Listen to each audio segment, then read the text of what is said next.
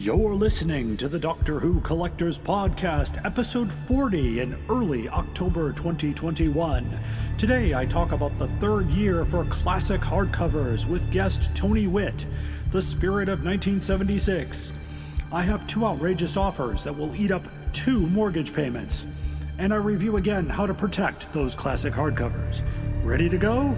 Then may I present the great Fraser Hines. They all say who is Doctor Who? Where is he from? What does he do? They wonder who is Doctor Who? So I ask you,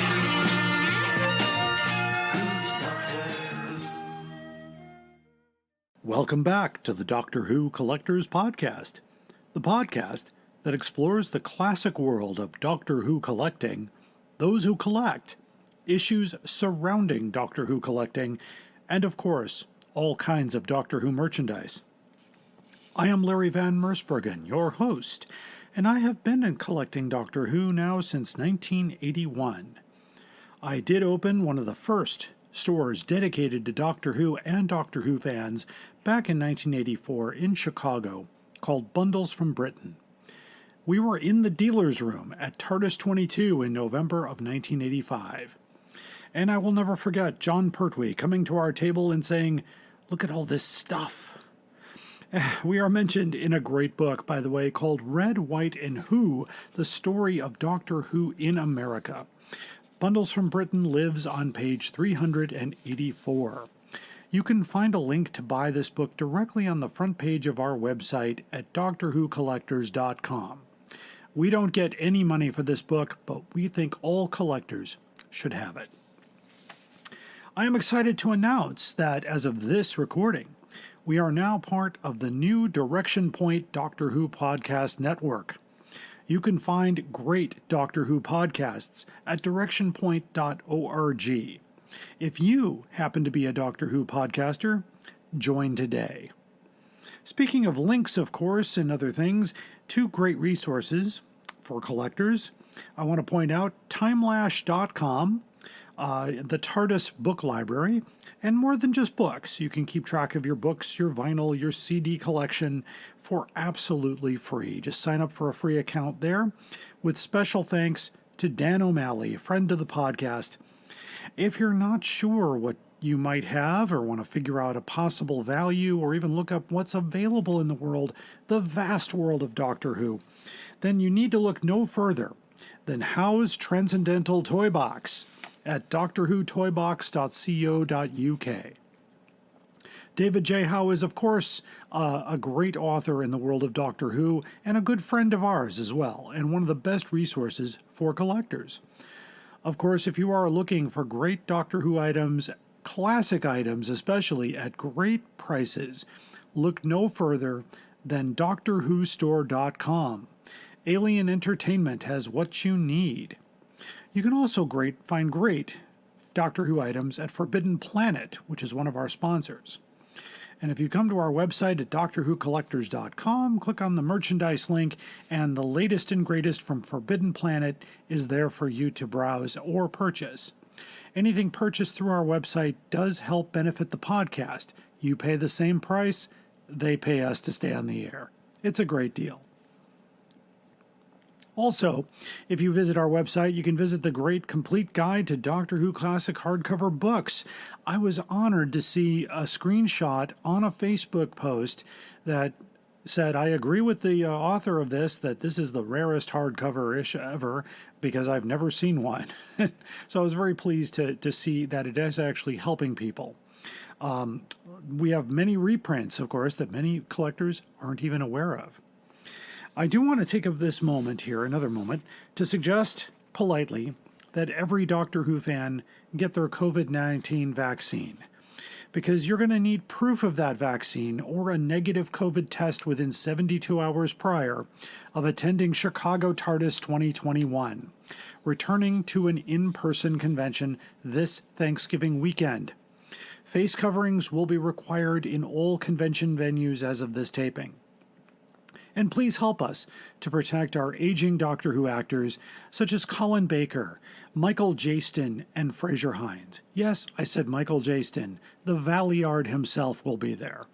More guests, of course, are on the program. To find out the full list, go to chicagotardis.com and experience the best Doctor Who convention in the Midwest. I am honored by Chicago TARDIS to be the official collecting expert. So stop and see my collecting panel, which I discuss and bring many items from my collection for up-close inspection, so you can get an idea of what there is that's out there. And of course, you learn from the mistakes that I have made and other collectors have made over the years. We're also going to do a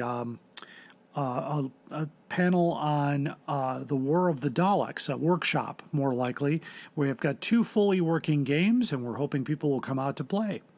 By the way, I forgot to mention, if you want to see the collecting panel from 2020 Chicago TARDIS, which was an all-virtual experience, just go to YouTube and search for the Doctor Who Collectors Podcast channel and go to Playlists, and you'll find it first in that selection there. You can also find it on the playlists of Chicago TARDIS's YouTube page and their Facebook page. I'm also planning to moderate a panel discussion on the movie An Adventure in Space and Time that featured David Bradley as William Hartnell. Our theme song is Who's Doctor Who, composed by Barry Mason and Les Reed, performed by Fraser Hines, who will also be a guest at Chicago TARDIS. You can hear this podcast anywhere you get your podcasts, including Stitcher Radio and Podbean. And you can find this wherever podcasts are found. You should also, by the way, want to point out to another great podcast that is now part of the Direction Point Network, and that is Time Streams, hosted by my good friend Nathan Laws. They recently did a deep dive into the first season of Doctor Who from 1963, and I honestly could not stop listening. It was really well put together. They're also part of that great network. So after the break, we'll have our main story, collection protection, and 2 most outrageous offers. Stay tuned. I would like to invite you to take a trip across all of time and space. Join us in the police box as we discuss the worlds of Doctor Who in a completely random order. We discuss it all. TV stories, audio adventures, novels, nonfiction books, and on and on. I'm your host, Eric Branson. I would be very happy if you'd join me for the Police Box in the Junkyard podcast. The Police Box in the Junkyard podcast is a proud partner of the Video Junkyard podcast and can be found on most major podcast platforms including SoundCloud, Podcast Addict, Stitcher Radio, Google Play, and Spotify. You are listening to The Doctor Who Collectors Podcast. Hello, fellow time travelers, and welcome to the Doctor Who Target Book Club podcast, the only podcast to discuss, in story order, all the Doctor Who novelizations. My name is Tony Whitt, and every 2 weeks or so, I'm joined by a 2 to 3 person discussion panel, including our so-called expert who's been a Who fan since 1979. That would be me. We also get the views of intermediate, casual, and novice fans who either have never seen the show or who have never read these books until these podcasts, including Dalton Hughes and Alison Seyfried. You can find us on iTunes, Stitcher, Spotify, or wherever you find good podcasts, or even ones like ours. You are listening to the Doctor Who Collectors Podcast, a Direction Point podcast. Keep collecting. Up there is the scanner, those are the doors, that is a chair with a panda on it. Sheer poetry, dear boy. And now it's time for the main story. This is a continuation of the classic Doctor Who hardcovers that we did back in March of 2020. We covered the 1974 and 1975 years of Allan Wingate, and of course it was easy to cover those 2 years because only 4 titles were published. So, Allan Wingate, by the way, which is an imprint of Universal Tandem, only issued 2 books for each of those years, and the only books that were published by Allan Wingate in those 2 years, as you recall, was Doctor Who.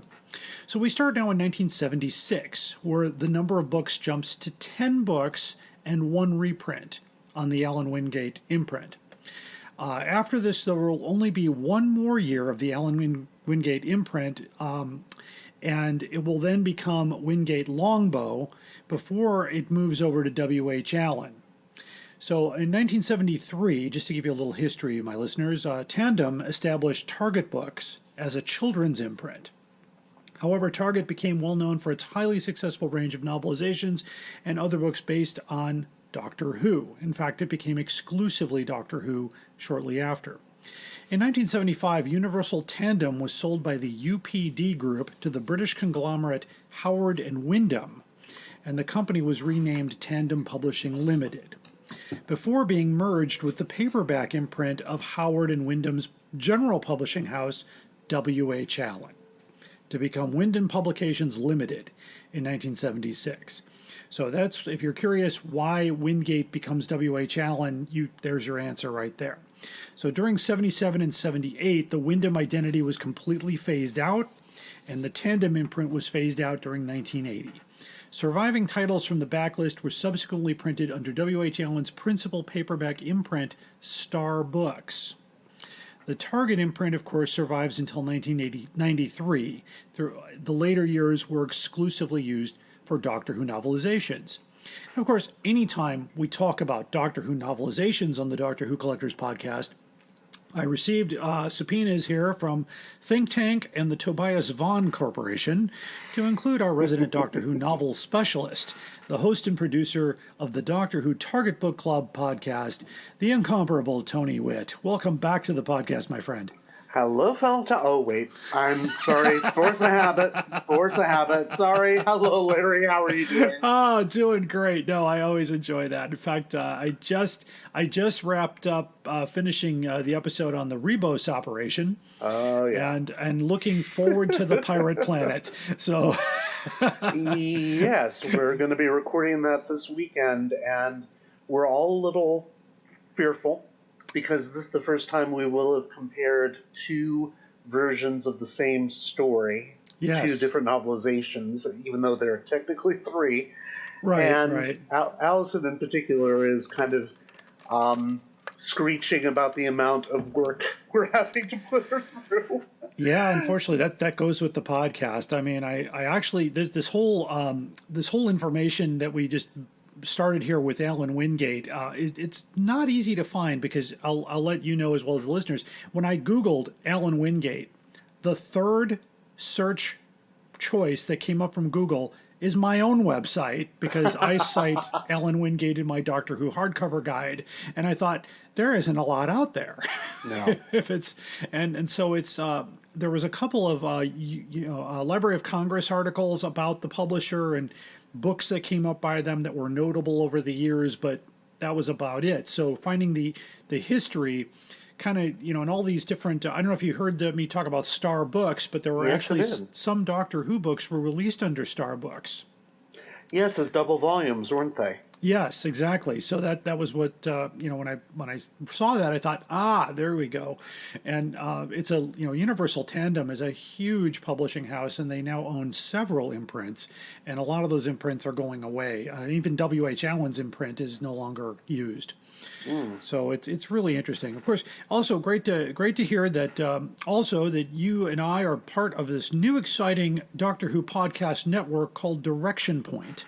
Yes. And we are very excited about this. Direction Point is helping podcasters approach to networking and using each other's audiences to gain further listeners. So the reason, the idea came to me after doing the combined podcast that we did with the Target Book Club podcast. I had a lot of great emails back from my own listeners who said, well, at first we were a little lost, but it kind of sucked them into that conversation. So I'm sure now a few of those people have clicked the subscribe button on your podcast. Mm-hmm. I have seen an uptick in numbers, so I can definitely attest to this. So already we're off and running. So if you want to find out more, and of course our partner podcasts are located at directionpoint.org. You can also find us on Facebook at Direction Point, and soon all of our podcasts will be available on the Facebook page as well as through Direction Point, and anywhere you get your podcasts, you'll be able to find all of us. And of course, if you are listening and you are a Doctor Who podcaster, check us out at directionpoint.org. We are here to help you.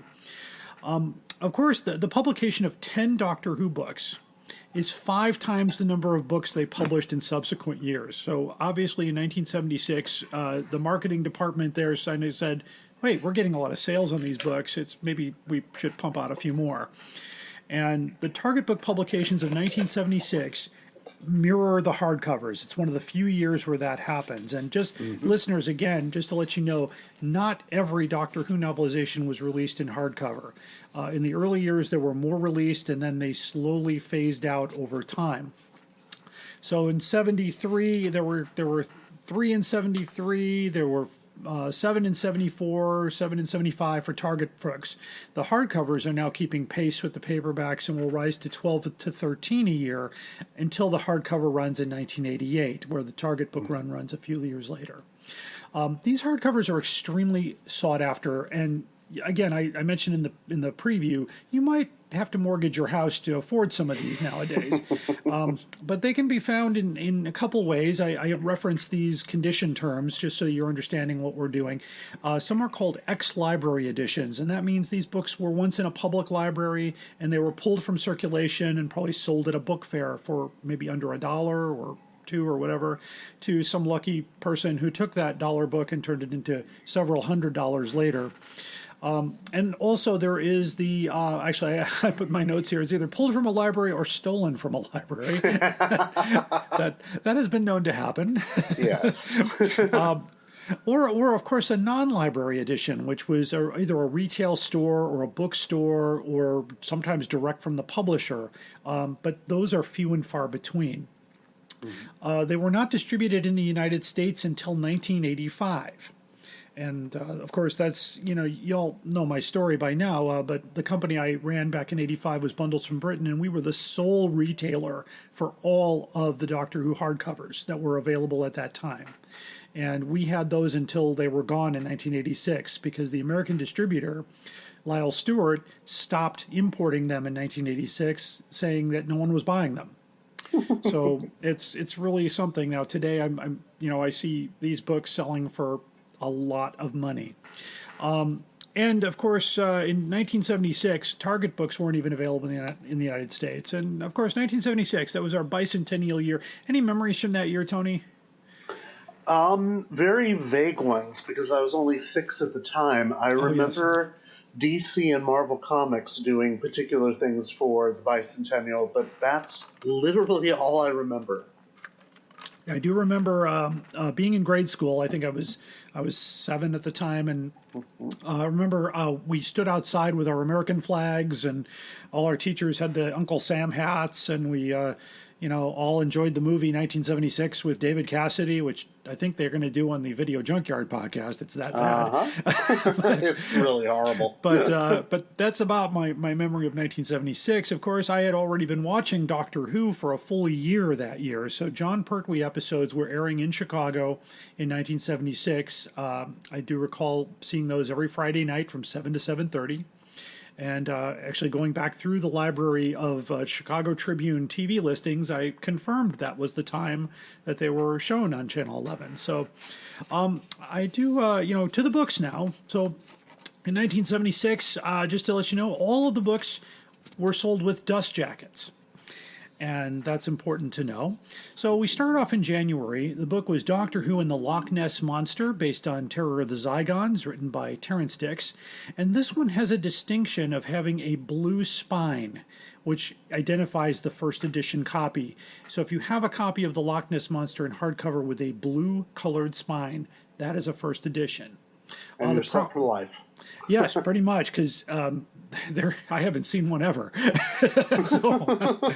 and I don't have one. But they're very. I would use the rare word on that one because I've just never seen one for sale. The price, of course, in 1975 was £2.25, which in today's U.S. dollars would be $27.50. So today, that book could fetch as much as $800 in ex-library condition. Oh. In other words, if it's kind of got a library wrapper on it or a sticker in the front or a pocket for the checkout card, you're looking at some serious money. A non-library edition, I can't even guess because I haven't seen one. And at least in the last 10 years is the last time anyone has reported seeing one. Sadly, not in my collection. But Doctor and the Loch Ness Monster, what were your thoughts on that story, Tony? Well, I can tell you that was a fair to middling story for us. Dalton gave it a 3.75, Allison gave it a 3, and I gave it a 3.75. It was one of those books that we enjoyed, but I was able to say that the book really doesn't live up to the televised story, which is almost always the case, but with a story like Loch Ness Monster, you really, really wanted to. That being said, the fact that they gave it 3.75s is telling that somehow it still comes through on the page. Yeah, I did read it a long time ago, but I remember my favorite line in the book, of course, was, prepare to receive a message from Commander Broton. The doctor lets out a loud and vulgar raspberry. Yes, exactly. It's great. I thought, because that wasn't on screen. No. but I just thought Tom Baker would have done that if it had been scripted. But that's quite a story. And of course, the reason we're not seeing this book is it's sold pretty well, being the first, hardcover of the year, and coming out under, the new logo, of course, with the artwork, same as the Target book. They came out at the same time. And it sold very well. Of course, this is the first hardcover to be reprinted. So in August of 76, a second edition and a third edition was put out also in the same month of January 1976. Oh my. So proof of life on the third edition is still pending. I've had a few people say they think they have one, but I'm waiting to see the proof of that. I asked them to send a copy of the cover and the inside page with the printing history. So I'm still waiting on that, but that is what the information I have through W.H. Allen says, that there was a planned third edition. We don't know if it got printed. That's only rumored. Of course, this time the reprint is easy to identify because it was reprinted with a white spine, not the blue spine. So if you have the blue spine, you've got the first edition. If you have one with a white spine, now the third edition is also rumored to say Wingate Longbow on the side, and that's how you know it's a third printing. So each printing is distinctive in itself. The value of the second or third edition is pretty much like the first because none of them have been seen either. And this is the first time. Not many have been reported to be in circulation. I don't have any copies of this in hardcover in my collection. I have several of the Target books. So can you believe that this is, these books are selling for this much money, Tony? I wish I'd known it back when, I had a chance to actually possibly get one. But I never had a chance to get this one. In fact, I didn't even know about the blue spine. Though it is interesting to note that if you have this book with the blue spine, you know you've got a first edition, and you know you're guaranteed a month's run at some point in the future. Absolutely, and I guarantee it would probably sell for much more than $800. I mean, people are. I mean, just I've watched as kind of a professional insight. I put up the watch list on eBay on certain things to see where they go, and there was a copy of Genesis of the Daleks, which we'll get to in a few minutes here, that actually went for £925 sterling. You're kidding me! Ex-library copy on eBay. That's insane. Exactly. So that's why this particular season of Target books, that's why I said mortgage payment, because we're actually maybe even 2 mortgage payments by the time we're done. But just crazy stuff. Of course, we move on to February of 1976, and 2 books were printed. The first one was Doctor Who and the Dinosaur Invasion, based on Invasion of the Dinosaurs. And just for my guest here, and I'll put this on YouTube. I have a copy of this one. It's an ex-library edition by Malcolm Hoke, and there's nothing distinguishing about the book, so it's not easily identified as a first or second edition without checking the inside. It's very hard to find even in non-library condition or for that matter. Ex-libraries are common. You can expect to pay up to $300 for an ex-library copy. So what about this story? This goes back on the podcast a few episodes. Yeah, in fact, we had Trey Corte as a guest for that particular one, and both Trey and I gave it a 4 out of 5. Dalton gave it a 3.5. Allison gave it a 2.5, which at the time was fairly high for her.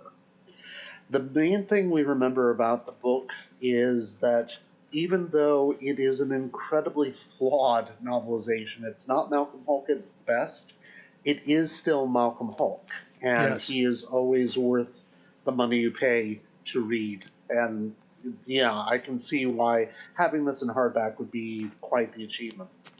Yeah, it's a really nice copy, and of course on the inside flap is a wonderful biography, a little bio of Malcolm Hulke, and of course there's a little bit of like what would be on the back of the Target book for the blurb. On the back of this hardcover, and I'll hold it up so you can see it there, and I'll put it up there, is also a list of other books that are in print. Aww.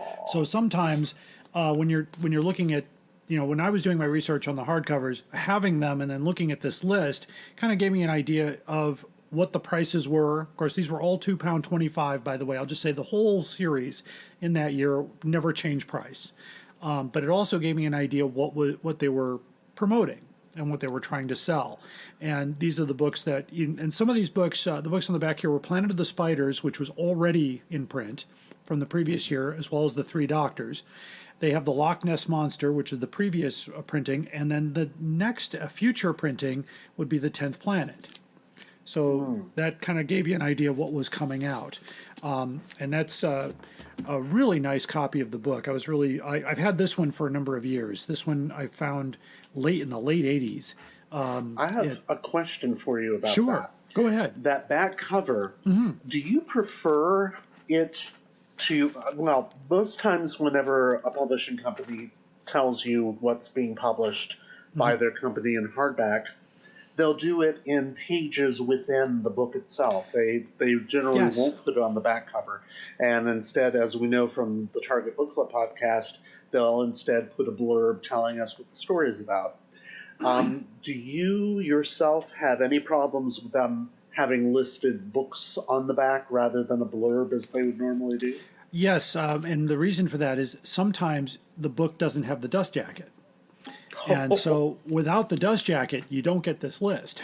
And so it would have been nice. And just for that, I'm gonna pop this one out of the bag real quick here so I can take a look at the inside. So this is what we do. There's no editing here, folks. This is what we do. Is it bigger on the inside? It might be. No, actually, it's interesting. In the back pages here, there's nothing. It just ends the story. But in the inside back flap is the Malcolm Hulke biography. Isn't that great? And on the inside flap is the ISBN number and the blurb. Okay. So- Is he the only one that gets a biography like that in a hardback?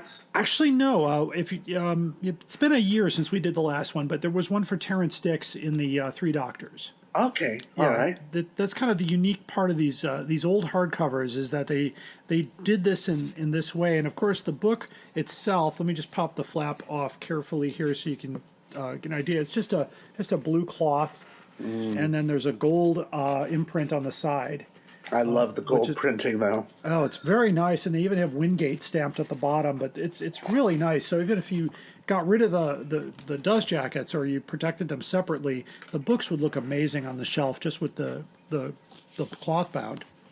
They're very nicely made, and for £2.25, which considerably just back in those days, that was a little bit of an investment back then. Yeah. And of course, they also illustrate. I also noticed too, whenever they publish a book that is not in the current season, they put the changing face of Doctor Who, and the illustration in the front shows the third Doctor, just so that you're not confused with all that. Of course, and I'll share with my listeners. The first time, I saw a Tom Baker episode, I was extremely confused because I had been watching John Pertwee's Doctor all through the early 70s, and then there was a little break in TV, and then I saw, well, Doctor Who's back, I'll catch it, and I was completely lost. And then a few days later, they showed the beginning of Robot, and I saw the regeneration, I go, okay, now I'm there. And of course, thoroughly enjoyed all the Tom Baker episodes after that. So it was kind of a moment of and then of course later in the 80s, buying my first Doctor Who magazine, and there's Peter Davison on the cover going, who's this guy?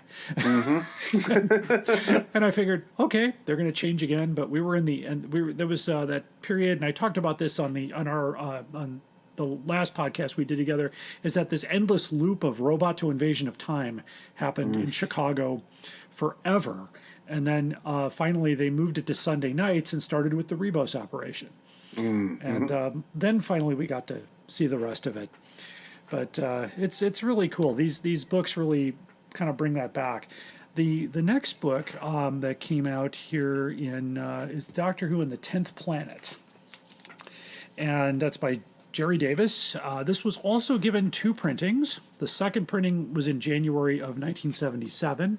And that is, this one is the first edition of the 10th Planet. There is nothing on the back cover. It is plain. Just has the Wingate on the bottom.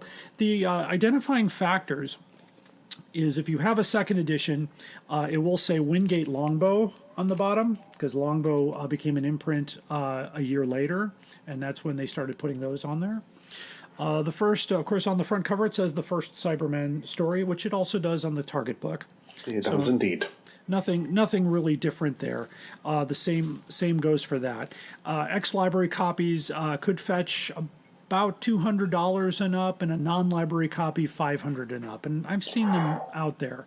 A couple of weeks ago, somebody had one of these on eBay, a first edition, and it sold for close to $500. Wow. Just amazing how that works. How about this story? That is probably one of the few that I would want to have in hardback, because both Dalton and I gave that 4 out of 5 stars. Okay. Allison gave it 2.5, but that was for different reasons, I believe. We really enjoyed that book, and I think it's still possibly, apart from Tomb of the Cybermen, the only Jerry Davis book I actually think is worth reading. Oh, it's really I've read Tomb. Yeah, it's and then just opening this up, the flap, of course, includes Jerry Davis and his bio, which is really nice, and the inside flap does have a little blurb about the story, and there are no other advertising pages in this particular novel, but it's nice that they put pictures of the authors in there. That was something they did typically with hardcover books, and it's the same kind of thing with the cloth. It's cloth with the gold lettering, which is really nice. Mm-hmm. And this is an ex-library copy, but it does not have the pockets in there. They're not. When I got this one, I remember it had the plastic cover around it completely. So I do this regularly, and I'm intended to my listeners. I've gotten a lot of emails. Could you show us how to do this? And I will. I have some special equipment I got from a library company, how to remove those. So I was able to remove the cover, so I have just the book, and the book is in excellent condition without that plastic wrap really protected the dust jacket. I may have to get to you then, because I've got a copy of Doctor Who and an Exciting Adventure with the Daleks that has that wrapping on it. Oh, I'm more than happy to help you with that. That's fantastic. And the tape they typically used didn't harm the book, so it was real easy to remove without tearing the book. It's a special tape they use in library binding when they go to repair pages. That way, if they want to take the tape out and replace it, it won't rip the pages like Scotch tape would. So it's really quite amazing. Right. The book basically has a few it looks like some pencil indentations on the front, but that's about it. It's a beautiful book. And then, like I said, that one you'll pay some money for that one. In March of 1976, we moved to Doctor Who and the Ice Warriors by Brian Hales. I do have that one in my collection here. The price is the same, £2.25. The same dust cover, nothing distinguishing it from the first edition or the rumored second edition. The second edition is only a rumor at this point. According to publication records, a second edition was done later that year, but there's no proof of life. So again, listeners, if you have a second edition, shoot us an email at drwhocollectorspodcast@gmail.com, picture of the cover and the inside page, and I'll definitely credit you, because I do credit someone later in this podcast who sent me a second edition proof of life. You can expect to pay $350 for an ex-library copy, and much more for non-library copies. In fact, very few non-library copies exist. I should note that if you can actually pay much less if the dust jacket is missing. Sometimes if you go onto Abe's Books and look around, you'll see Doctor Who hardcovers that say dust jacket missing, and that's why the book is $30. So if you're just looking for a copy of the hardback without the dust jacket, just for reading or whatever, even collecting value, you can get it for a little less if you just look around and see if it's missing a dust jacket. This one, it's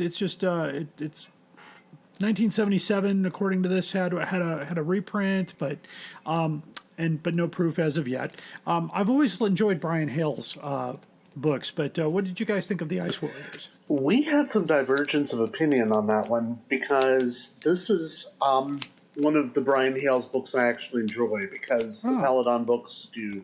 Well, the one Paladon book does nothing for me. In fact, I can't stand Paladon. But Gotcha. I gave this one a 4.5, which is one of the highest ratings I've given to something. Dalton gave it a 3.5, and his are usually near my rating or higher. And Allison gave it a 2.5, and at one point she said this book was like a warm beer on a hot day. Okay. So it had that level of enjoyment for her. So no ice. Yes, exactly. Well, I opened the book up, and of course this one does include a wonderful picture of Mr. Hales with a little biography. And this book also has on the back other editions that are available, and including here the Three Doctors, the Loch Ness Monster, probably the reprint at this point, and the Dinosaur Invasion, which are all previous releases. This book also has on the inside cover another list of books. It looks like somebody used it as a checklist because it's marked up. But other books by Allan Wingate include The Story of the Loch Ness Monster by Tim Tinsdale, the Creepy Crawly book, the Pony Plot, The Secret of the Missing Foal, and then some Doctor Who books, which are crossed out, which means the person who had this one had the other ones. Also Doctor Who and the 10th Planet, Doctor Who and the Dinosaur Invasion, The Mountains, The Great March West by Terrance Dicks, and The Mounties, Massacre in the Hills by Terrance Dicks. So other Terrance Dicks books. That's highly interesting. I have to wonder whether or not any Doctor Who fans out there have tried to track down those other books of his, because I frankly have not seen them anywhere, and I don't even know if they'd be worth tracking down to try to read, or much less collect. Every once in a while, when I do an author search on Abe's Books, a non-Doctor Who book comes up for Terrance Dicks, but it's way beyond my budget. It's apparently people have caught on that his other books might be popular, and so as a result, those other books are very hard to find. They were also published in paperback, but they're very difficult to find. It's like the book that Malcolm Hulke wrote on how to write a TV script. And, oh God, yes, that goes for thousands of dollars, doesn't it? Oh yes, and even just on a different note, somebody is selling the Peter Haining file. Apparently, all his handwritten notes that he did for the Key to Time, and it's $2,000 if you want his notebook of an expandable file of all the stuff that he did to write that book. I don't know where the person got it from, but good God, what a find. It wasn't even that great a book. No, it wasn't.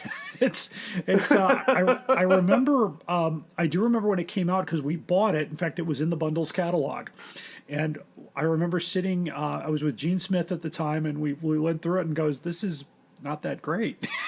It was hyped. It was hyped as one of the best, compendiums, and I'm like, no. And even the follow-up books too, and they weren't very good.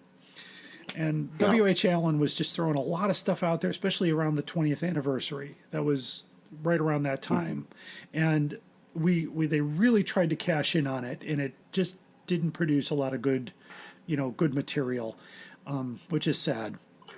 Have you ever done an episode on just those books by themselves? No, but there's one planned. Good. We're gonna do all the Peter Hannings, and of course you're welcome to join me on that one if you'd like.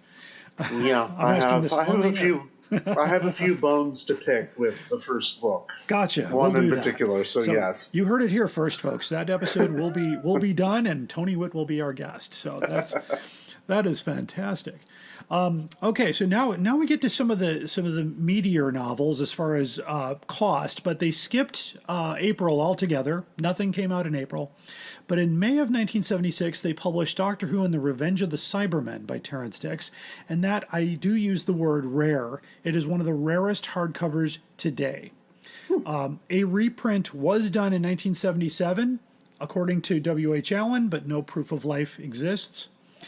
This is one that's not in my collection, and I have not seen one for sale. The last time I saw one was over $1,000 for an ex-library copy. And I'm not even going to take a guess at what a non-library copy would sell for. I don't use the rare word very often, as much as I don't like using it at all, as it's overused in the Doctor Who world. But I'll be honest, I know one person in the world that has a copy, and that's David J. Howe. So, and he's got one in the museum. So of course he does. That's about it. Although I've got a book he doesn't have, so that's coming up. But anyway, Revenge of the Cybermen was actually one of my favorite TV stories. But what did you guys think of the book? Well, no proof of life would probably describe the book itself just as much as it would that second edition. There we go. Because, oh my God, I gave it a 2. Okay. Dalton gave it a 2.5. Allison gave that one. Allison and Trey both gave that one a 3, which is interesting. It's one of the few times that Allison and Trey have given a book a higher rating than Dalton or I do, because we tend towards the higher ratings. In fact, at one point, Trey said, "Nothing Dix does here is horrible, but nothing Dix does here is amazing." And it's true. It's a very middling kind of book. So again, it's one of those instances where the books you think would be the rarest are not necessarily the best, and that's probably why they're rare to begin with.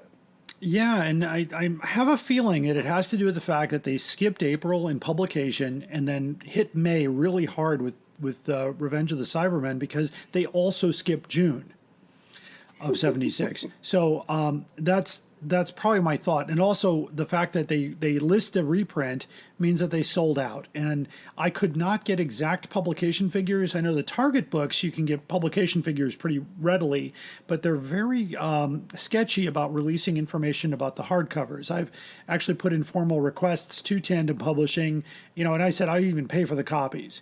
If I can find out how many were printed, that might help us out. But there was no interest in helping, and even all that, but we can't even guess how many they did. I only know that the last hardcover they printed, The Smugglers, was so low in print that there are so few of those remaining, and that's actually the rarest hardcover out there, because I've never seen one. It was not distributed to the United States, and only a handful or maybe 100 of them or so were done, because they were wrapping up in hardcover, and they said they were done with that.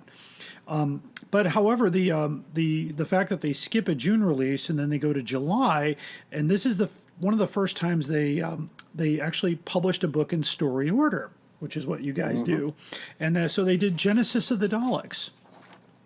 Also by Terrance Dicks, another hardcover with dust jacket, and those dust jackets will continue until the early 80s. This is another book that I consider to be impossible to find, and the last one just sold a few days ago for well over $1,000, about 900 pounds, so almost $2,000. So just crazy stuff. Right now, I said they were ex-library copies. This one was also rumored to have a reprint in 1977, but again, no proof of life.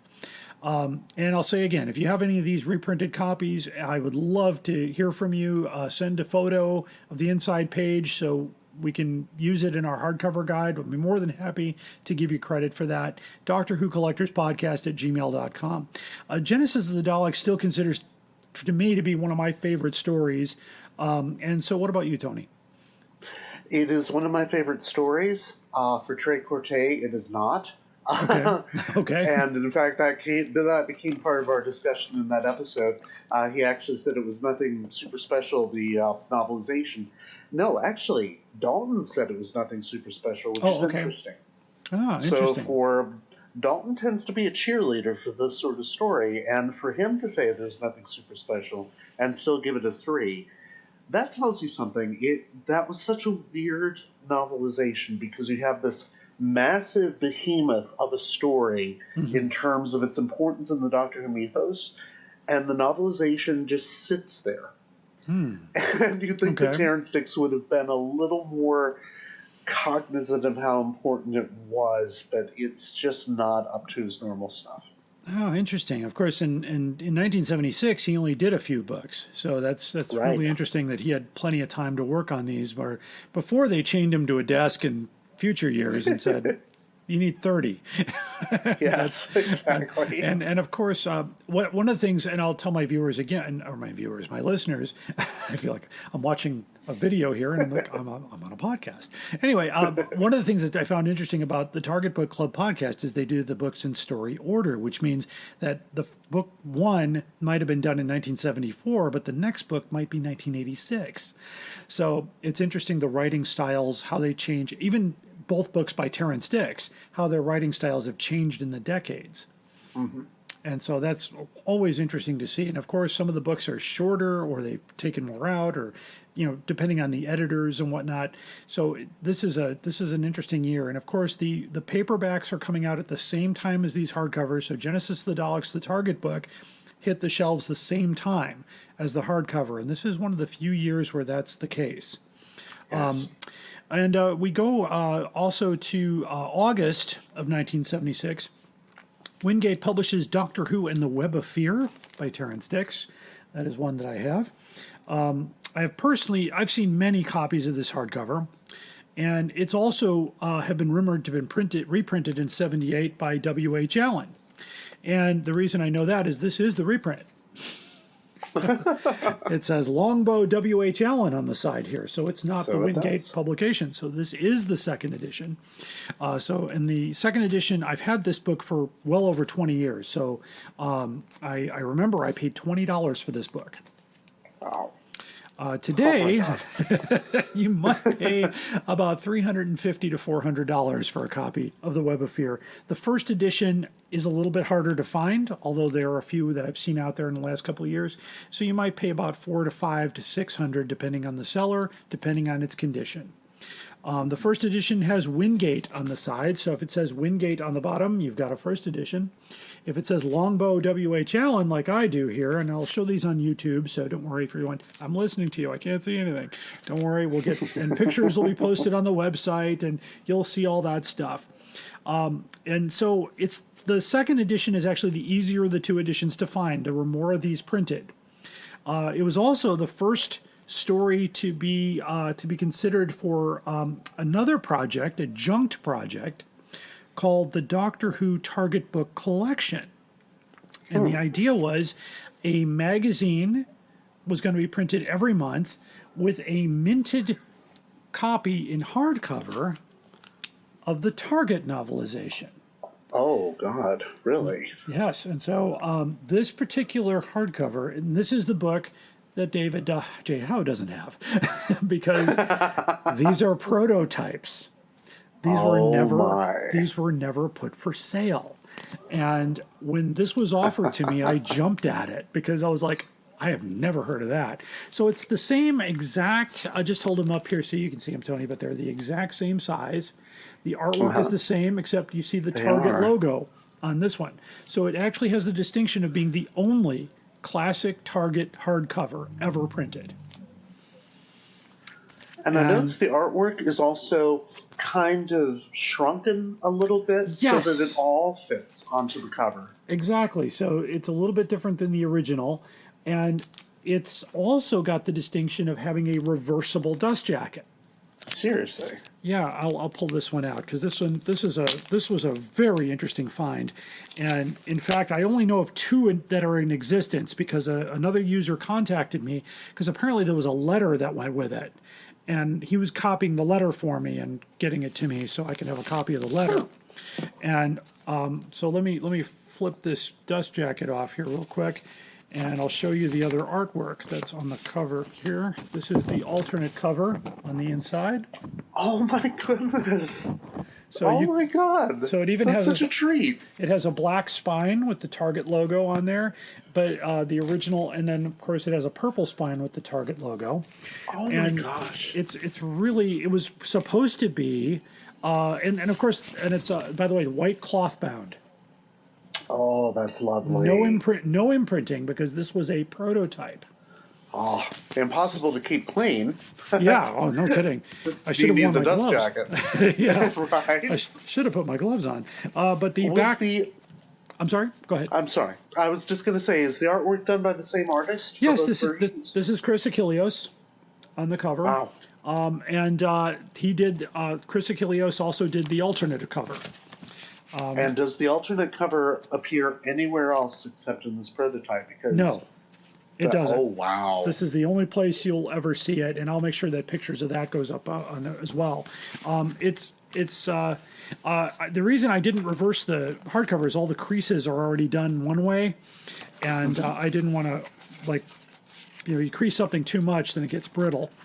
So I wanted to make sure I kept it. But it came with a magazine that actually went behind the scenes of the book, as far as the artist, the story, the writing, and all that stuff. And so it was a really interesting project. But according to David J. Howe, the project was junked because of the cost of printing X number of hardcover books. And of course, they were going to do this monthly. I'm going to step away from the mic. Let me grab the magazine. It's just over here.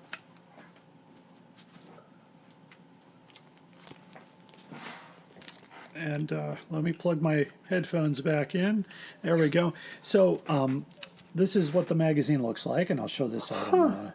It's Doctor Who and the Web of Fear. And they already had planned to do the Zarbi as the next edition. It said in the back of the magazine, next month, the Zarbi.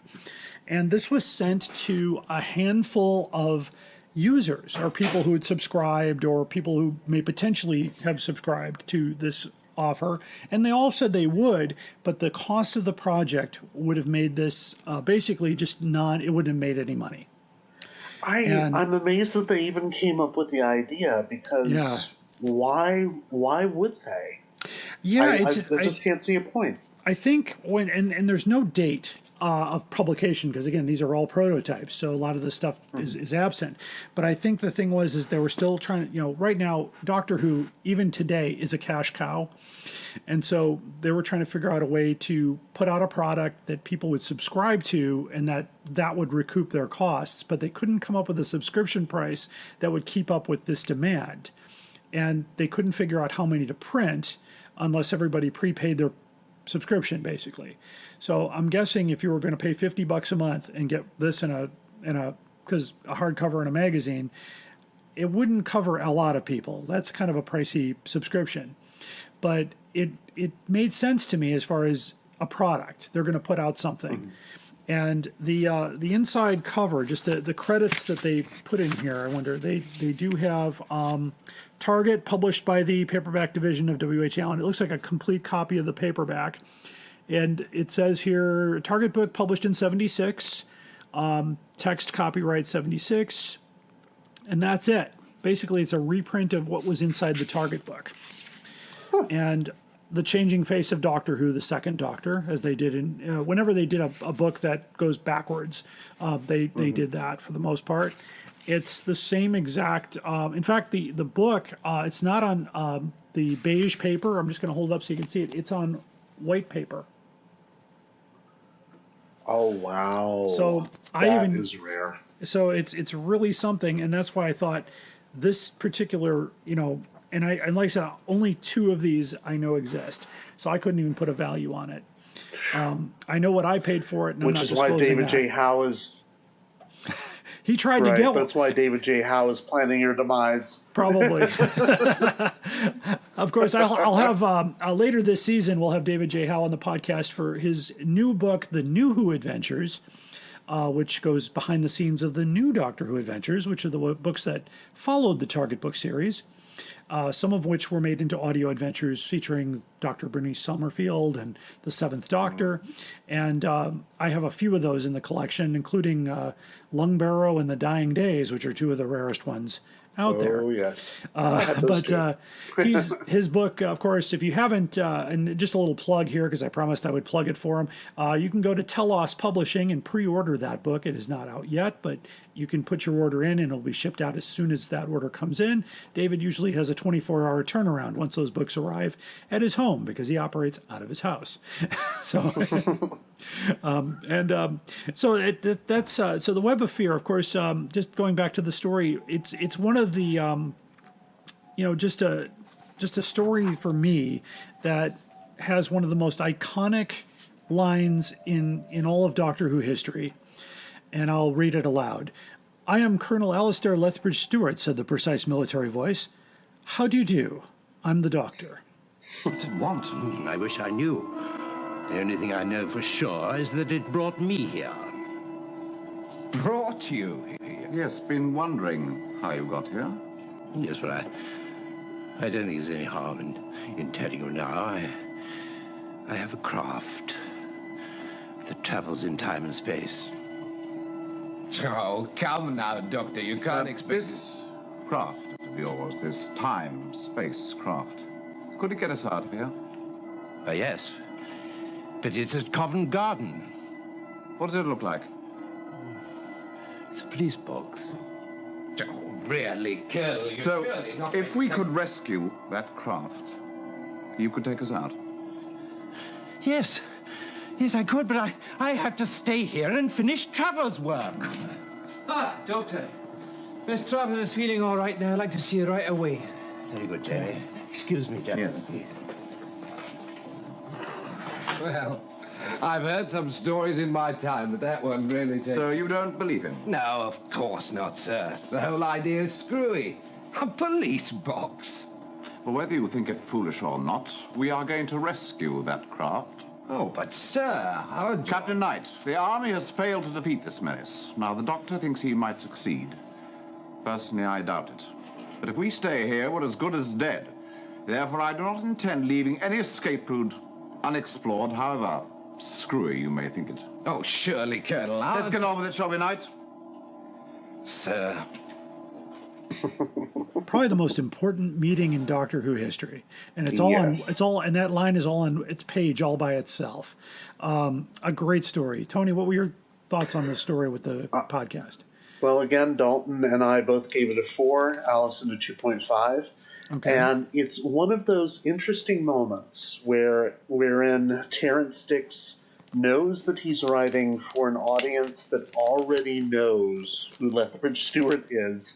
And so in doing the novelization, he completely tells you right at that very moment, of course they would become good friends, so any sort of suspicion there's going to be about him possibly being the pawn of the great intelligence that was in the original televised story, forget about it. You know he isn't, so we're not even going to bother with that plot line in this novelization.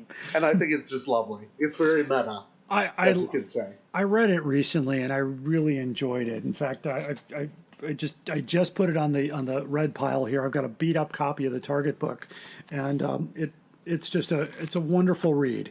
It's a quick read too, which is nice. But it's and I'm excited too because I'm looking forward to the new Blu-ray edition, which has the animated missing episode. Oh yes, and that will be exciting to see. By the way, going back to the W.H. Allen hardback, this one of course has on the inside flap the picture of the late Terrence Dix and a little bio, and you can see where it's been checked out from the library. So it's got the library. It's stuck to there. So this was let's see, what library was it from? Oh, it's got the big discarded stamped across it. So somebody had picked this up for a few pounds here. It doesn't have the library name, but it does have a list of other titles in the Doctor Who series. So we're getting towards. Let's see. I said this is the part of the summer here. They have already announced future titles for 1977. So let me go through this list here. The Carnival of Monsters, The Seeds of Doom, The Dalek Invasion of Earth, The Claws of Axos, Ark in Space, Brain of Morbius, Planet of Evil, The Mutants, The Deadly Assassin, The Talons of Weng Chiang, and The Face of Evil, which will all be out in the next year. So they've already got their plan. In fact, I saw a copy of Doctor Who and the Ark in Space actually got sold today to a friend of mine in Edinburgh named David Russell. So he was very happy to get a hold of it. I don't know what he paid for it, but it's a really interesting time of the Doctor Who history. 76, 77, the books start even multiplying. No, we go to September of 76. Of course, my birthday was in September of 76, so I turned 8 years old. And if I was lucky, then you could get a copy of Doctor Who and the Space War in hardcover. Yes. It was released and was one of the first hardcovers I bought at a convention in 1985. I remember we got in the car and drove up to this little town in Wisconsin. And at the local Ramada Inn, Janet Fielding was the guest. And Gene and I had a table at that convention. We had a third person along working the table with us. And another dealer had this at his table for $20. So I took out my 20 and I said, I want this book. And it happens to be the second printing. So this one was reprinted in 1979. So it has Longbow W.H. Allen on the side. And it's, I'm going to open this up while I talk about it here. The X Library, second printing. The original, I said $20. And the only way to tell this one apart from the first edition is the spine will read Wingate, just simply across the bottom of the spine. And this one has Longbow W.H. Allen. They were actually in 79, they had already phased out the Wingate imprint. And this one, of course, has the Malcolm Hulk biography. It has a big space where the library card was ripped out. And the jacket still has a little bit of tape residue on it, but that's okay. It has a barcode in it, too, so that's really interesting. But it's one of the books I actually enjoyed reading, The Space War. I read this copy actually when I got it. It was something to do at when you're in a small town back in 1985 and you're in a Ramada Inn and there's no such thing as Wi-Fi yet and or devices. And basically, while Gene was counting money, I was reading The Space War. Because to save money, the three of us all piled into one hotel room. So it was. That was how we did things. It was definitely. I'm waiting. Somebody had actually offered to interview me for that for a story about the '80s and what we did, and I'm like, wow, my memory's still pretty good. Gene's is pretty good too. We were chatting the last time I saw him at Chicago TARDIS 2 years ago. We were talking about some of these conventions we did, including one in Elk Grove Village, Illinois, where it was at a high school.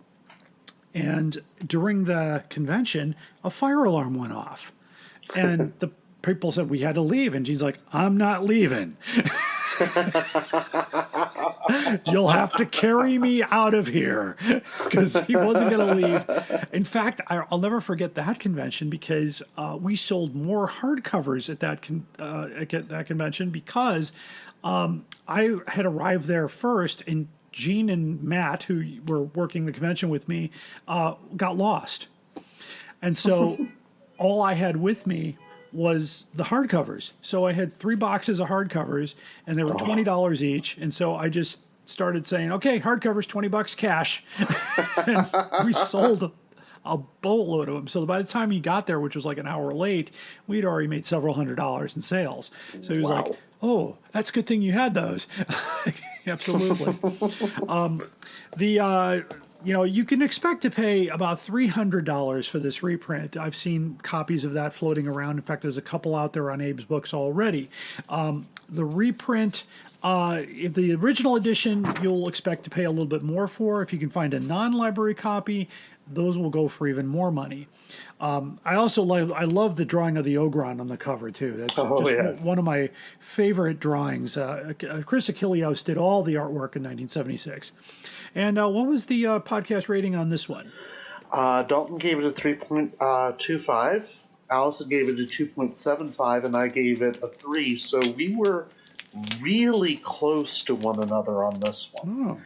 In fact, one of us said, well, I'm going to trust you to put the reverb in when I say this, Larry, because this is what I always do in my podcast. Hulk is the strongest there is. And he is. Even when he's weak, this is not one of his better efforts. And yet, we three all kind of shared the same opinion of it, because I think it's, just looking down these ratings, I think this is one of the few times that we were ever within 0.25 of a point of each other on anything. That's unusual on our podcast. There's usually quite a divergence between Allison's ratings and my ratings with Dalton. But this one we pretty much agreed on, and it's that it's still Hulk. It's still good. Not quite his best, but it's still pretty good. Yeah, and I enjoyed reading it, and I've read it again since then, and I love the last line of the book, and I'm going to read this out loud for the audience here. It says, "The Doctor closed the door of the TARDIS. The Master watched as it dematerialized. Then he went back to the big table and started to collect his star charts and other papers. Oh well, he said to himself, there's always tomorrow." Which is not what happened on screen. No. Though I have a feeling that that's Malcolm Hulk having one of his rare moments of sentimentality and trying to give Roger Delgado his due. Absolutely, because unfortunately, Roger Delgado passed away in 1975, I think. And that was one of the major leading decisions John Pertwee had to leaving the series. And he was very close to Roger Delgado.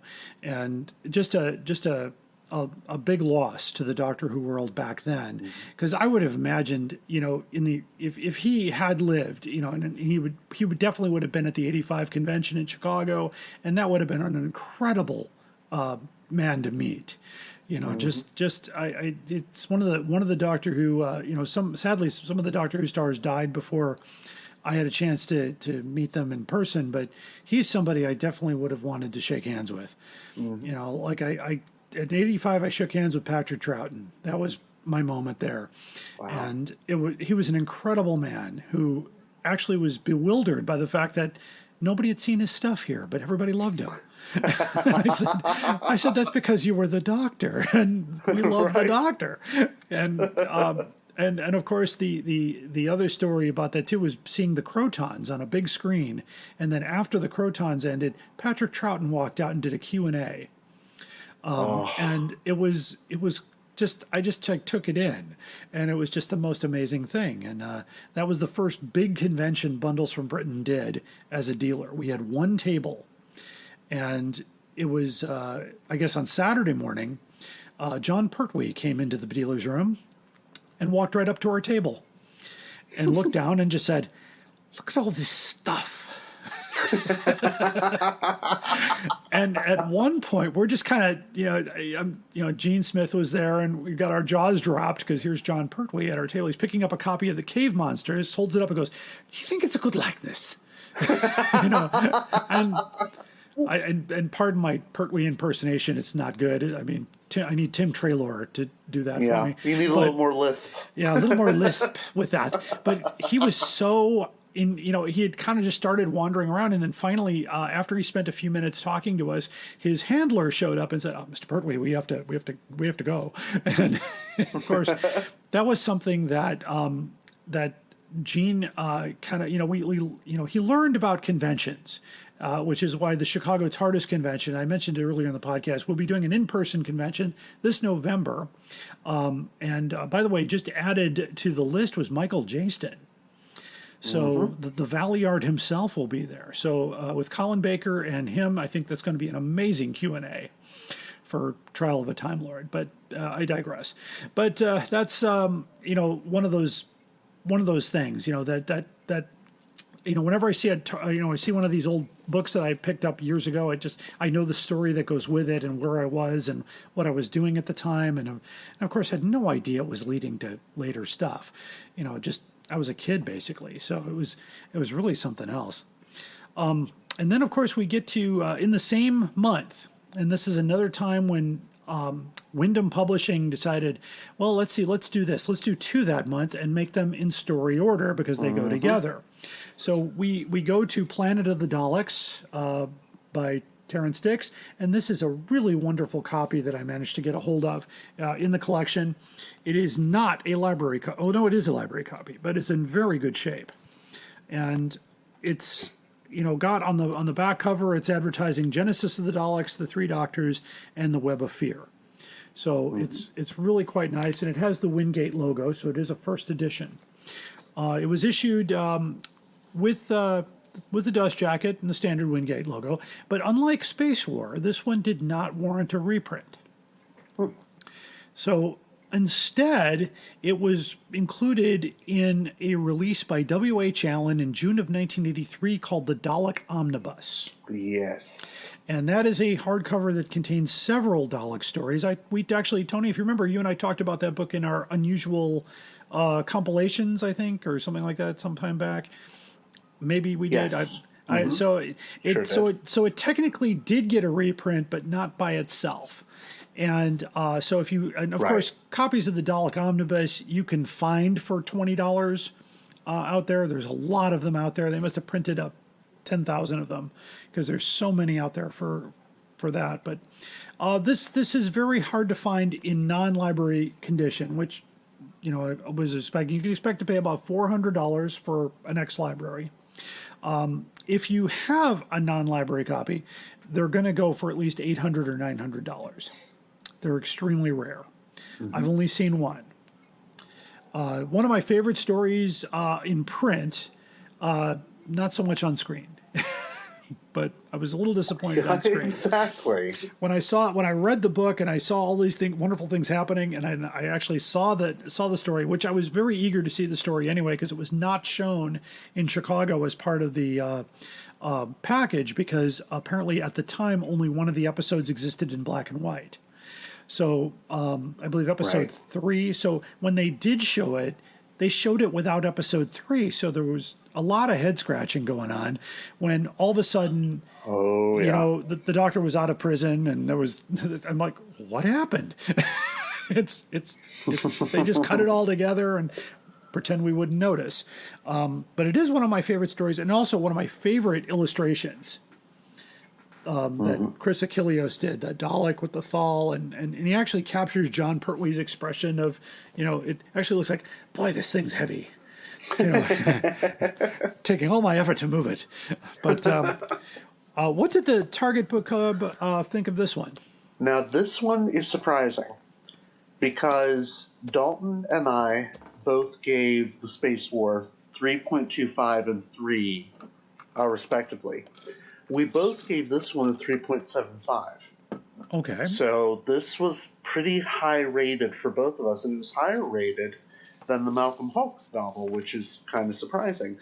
Allison gave it a 2, but she actually said on the podcast, it's a pretty positive 2. Okay. Because it opens with... I can hear her voice saying that, actually. It's pretty positive 2. Yeah, I can hear that. Pretty positive 2. And she said that she particularly liked the disorientation of the opening because she loves a good opening disorientation, and it definitely has that. But it's one of those few instances where you have those 2 books that are sequential, and yet the Dix novel is better than the Hulk one. Definitely better than the televised version. Yeah, I've read the books several times, and I haven't read the hardcover edition. I've got several Target copies that I've gone through, and I still like to imagine how they did, how, if they had the money, how they would have done it.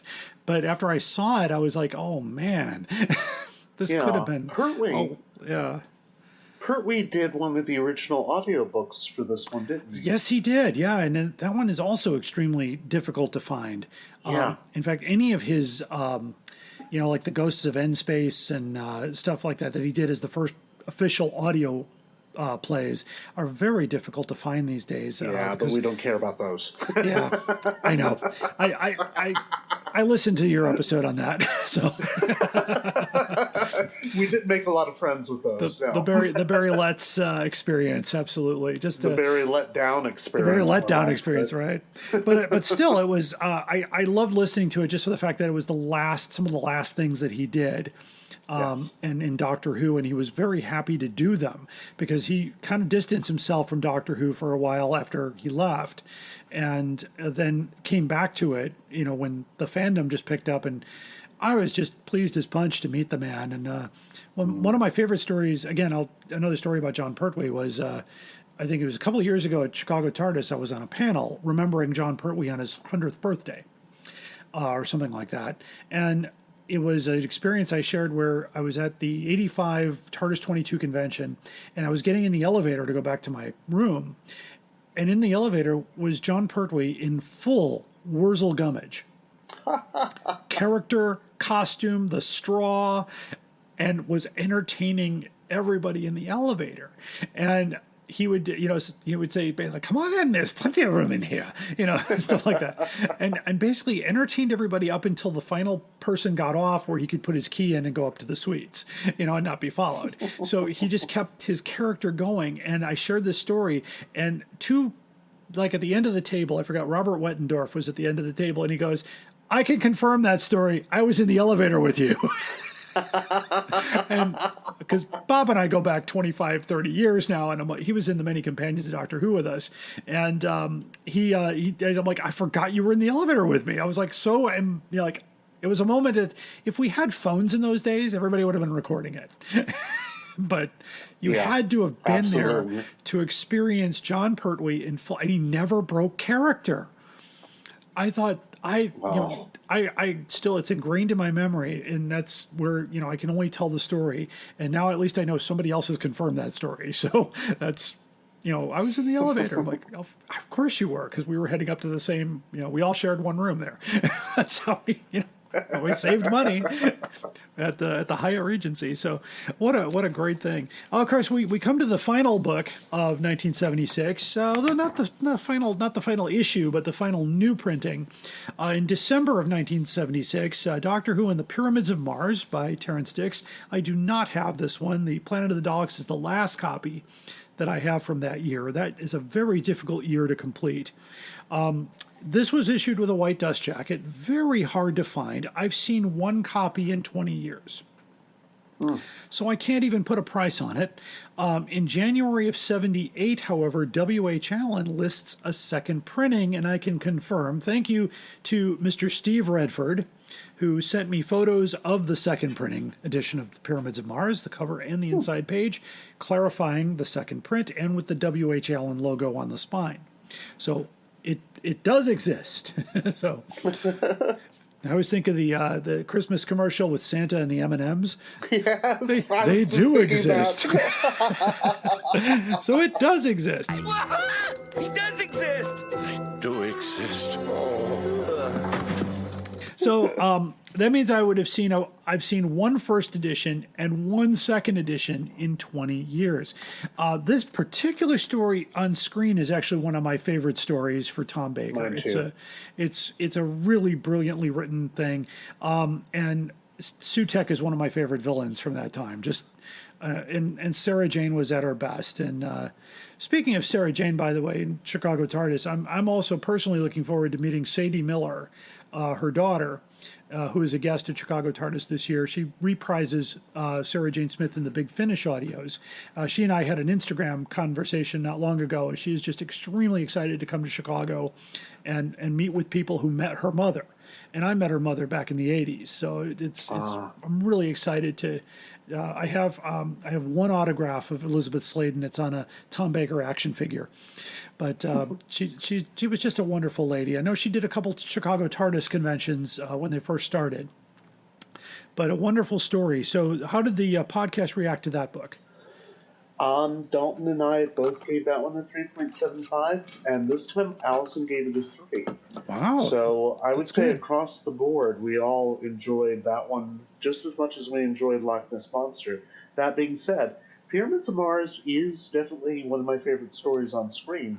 On the page, it loses a little bit, but not by much, because Terrence Dix is really giving it the attention that he gave to some of those other books that we like so much. So, yeah.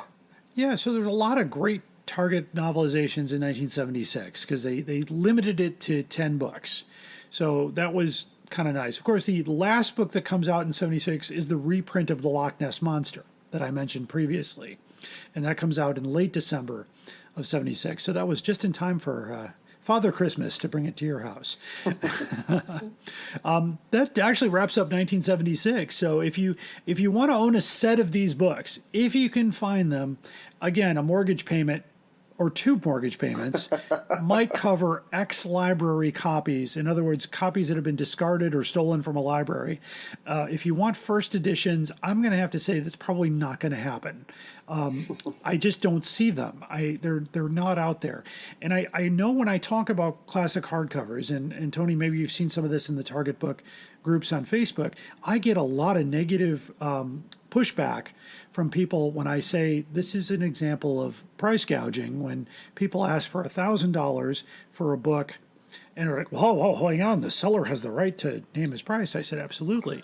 But when no one buys it, and then you've got to figure out, in my experience with Bundles from Britain and working with Gene Smith and knowing him today, he's not going to put it at a price that isn't going to sell. And a lot of times I'll go to him and go, okay, Gene, how much for this really? He goes, well, it gets a lot of money on Amazon. I said, Gene, it's me. Okay, here's your price. It's reasonable. It's never going to be. In fact, I'll tell you this, a hardcover edition of The Mind of Evil was on the Alien Entertainment shelf a year ago for $20. Oh, my. And it was from the original bundle stock. It was one of the last couple copies that were left over from the 80s. And he said there was no reason to raise the price on it because, those hardcovers had paid for themselves a decade ago. So it was just, let's just get it out there. Of course, it got snatched up pretty quick, and I'm glad it did. It went to a good home. But my advice, of course, to all collectors out there, negotiate when possible. Like I said, sometimes you might be able to work out a better deal, but beware of initially high-priced auctions. In fact, later in the program, when I do the most outrageous offer, I've got 2 classic hardcovers that really should be examined for their heads for prices they put on them, because they're just not worth that kind of money. And I know personally that both of those books would cover 2 of my mortgage payments. So that's a lot of cash. So that's the 1976. My special thanks to my guest, who is Tony Whitt. I hit the microphone and talk with my hands. It's Tony Whitt. So please tell our listeners where they can find Direction Point's Doctor Who Target Book Club podcast. You can find us at SoundCloud. Let me try that again. Sure. You can find us on Facebook at Doctor Who Target Podcast. Doctor Who Target Book Club Podcast, all one word with no spaces. You can also find us wherever you find good podcasts, including Spotify. And, of course, we are now part of the Direction Point Network, so you can find us there as well. Absolutely. And along with the Target Book Club podcast at the Direction Point Network, you can also find Police Box in a Junkyard and Time Streams. So it's a new one I just picked up. Time Streams, I just listened to an incredible episode hosted by Nathan Laws, who's I've done a lot of panels with him over the years. I know you know him pretty well, Tony. But they just completely dissected the first season of Doctor Who. And it was a very interesting discussion for very hardcore Doctor Who fans. And it kept me for at least 3 different commutes back and forth. It was an hour and a half. But it kind of kept me riveted to come back to see what they were going to think of the next story. So I definitely, if you're not listening to Time Streams, I would definitely tune into that one. So thanks again, Tony, for being part of the Doctor Who Collectors podcast. And stay tuned, everybody, we have collection protection and the most outrageous offer coming up. Sad, Red, isn't it? People spend all that time making nice things, and other people come along and break them. And now it's time for collection protection. As we talked about classic hardcovers, I want to revisit some of the things that you can do to protect your Doctor Who hardcovers, especially the older editions with dust jackets. The first thing that I go to, of course, is the correct sleeve, a 2.5 mil polyethylene sleeve with no flap. It's not needed. It's called a jumbo paperback sleeve. It's 6 1/8 by 10 inches, but it perfectly fits the Doctor Who hardcovers. Not too snug, so it won't crumple the dust jacket as it goes in, and there's enough room at the top to fold over and seal. And one of the things that I'm switching to than standard Scotch tape is a resealable double-sided tape that you can actually then open the book without worrying about the tape being on the bag and having the tape stick to the book, and then you've got problems there. I also want to point out some additional things if you want to really protect your hardcovers. They have at Bags Unlimited Incorporated, of course. By the way, the jumbo paperback sleeve at Bags Unlimited, the product ID is SPJ. You can get 100 of those for $19.16. Of course, if you don't have 100 hardcovers, you may want to split that bag maybe with another collector, or let us know and we'll figure out a way to help you out there. Other things you can do here, they have what's called rare book storage kits. And these are acid-free, lignin-free, buffered storage boxes, clamshell boxes. You get 5 sheets of microchamber paper, which neutralizes odor, eliminates acids, and harmful byproducts of deterioration. 5 sheets of acid-free tissue paper, filler and acid absorber, and 1 label holder for the box. So you can put your books in these storage boxes. And they come in different sizes, and the one that would fit your Doctor Who hardcovers are the 6 3/4 by 10 1/4 inch by 3 inches. That gives plenty of room in there.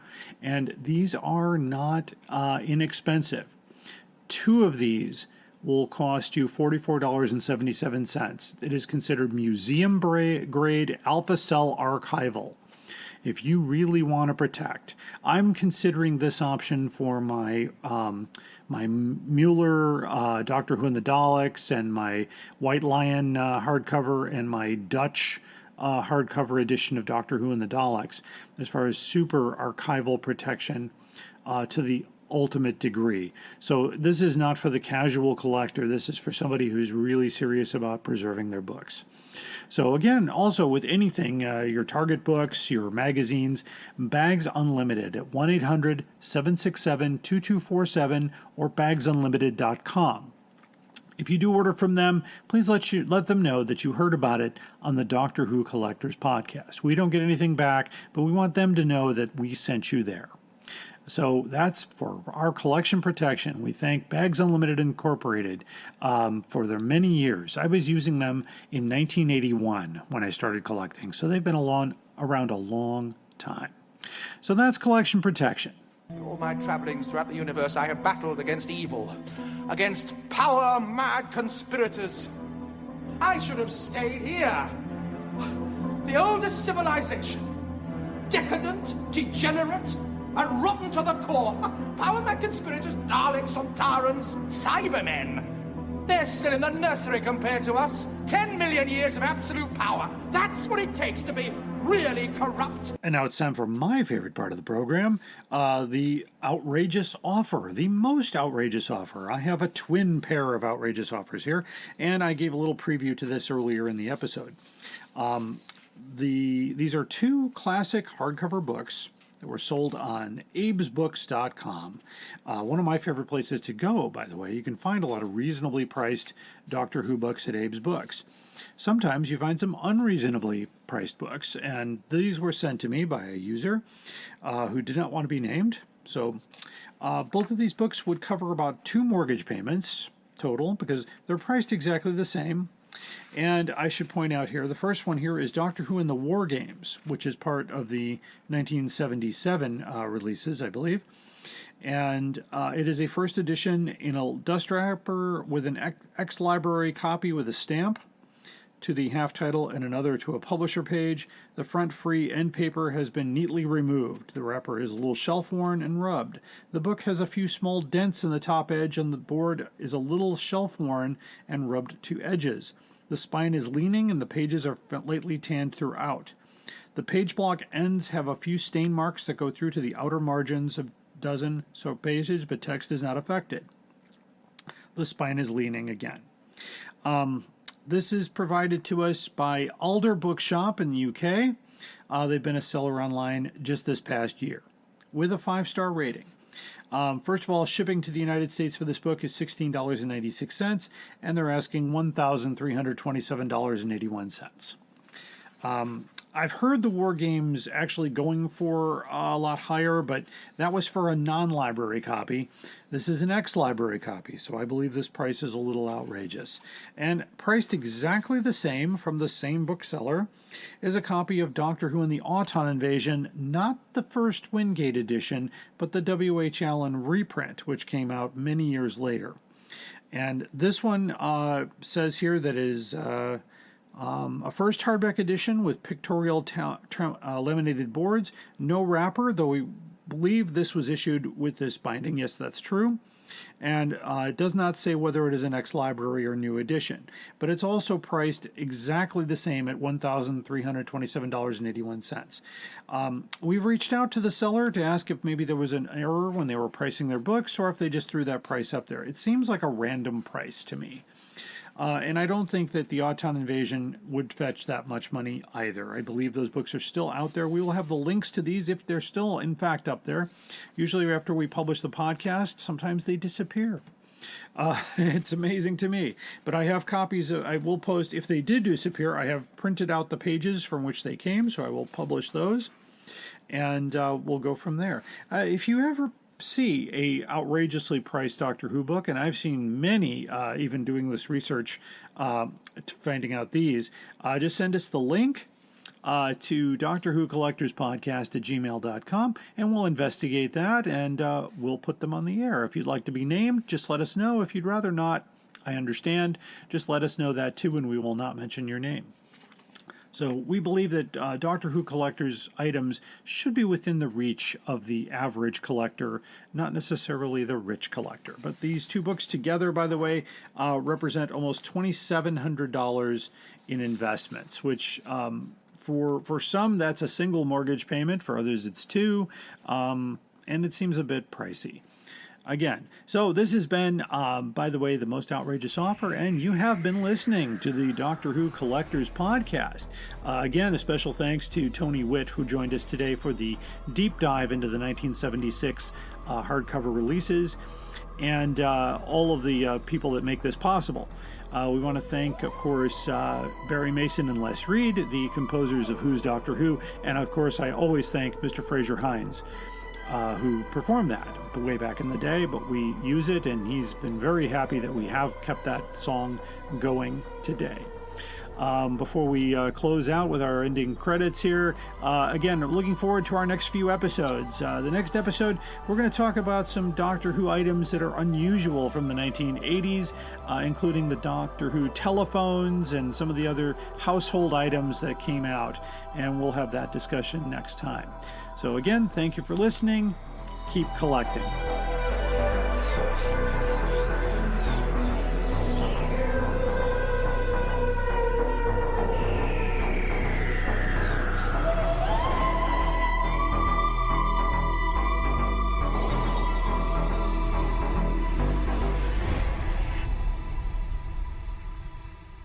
Direction point! Direction point! A Doctor Who podcast network.